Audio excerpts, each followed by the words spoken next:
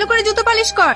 বাড়ির সব লোক মরে গেছে নাকি? আমি কলেজ থেকে একা হাঁটতে হাঁটতে বাড়ি আসছি, আমাকে হাঁটতে যাওয়ার একটা লোক নাই। তুমি কি করছিলা? তুমি হাঁটতে যেতে পারোনি? আমি দিদির জুতো পালিশ করছিলাম। তোমার জুতো পালিশটা আগে হলো, তাড়াতাড়ি উপরে আসো, কিছু কাজ বাকি আছে সেগুলো সারতে হবে। টনি তুই তাড়াতাড়ি যা, তুই তো জানিস ও খুব রাগী মেয়ে, যদি ও কিছু বলে তাহলে কোনো প্রতিবাদ করবি না, চুপ করে থাকবি। বলো ম্যাম সাহেব, কি করতে হবে? আমি তোমাকে ভালোবাসি, আমি তোমাকে বিয়ে করতে চাই। আমি তোমাকে বলিনি এই বাড়িতে কোনো নিচু কাজ করবে না? কি করব বলো? দিদি হুকুম করলে আমি না করতে পারবো? ওরা দেখছে মনুষ্যত্ব বোধ হারিয়ে গেছে, সবার দেখা দেখি ও জুতো পালিশ করাচ্ছে। কাল থেকে আমি আর চুপ করে থাকবো না। কাল আমি সবাইকে জানিয়ে দেবো আমি তোমাকে ভালোবাসি, তাহলে আর তোমাকে দিয়ে কেউ নিচু কাজ করানোর সাহস পাবে না। না না, তোমার কাছে হাত জোড় করে বলছি, দয়া করে তুমি এইসব কথাগুলি বলো না। তোমার কিছু হবে না, কিন্তু বাবুজি আমাকে মারতে মারতে এই বাড়ি থেকে বের করে দেবে। টনি ঠিক কথাই বলেছে, তোদের ভালোবাসার কথা যদি বাড়িতে বলিস না তাহলে সত্যি সত্যি টনিকে বাড়ি থেকে বের করে দেবে। তুই আমাদের মধ্যে নাক গলাবি না। তুই কি করে পারিস সবকিছু জেনে টনিকে দিয়ে জুতো পালিশ করাতে? আর তুই বুঝতে পারছিস না কেন?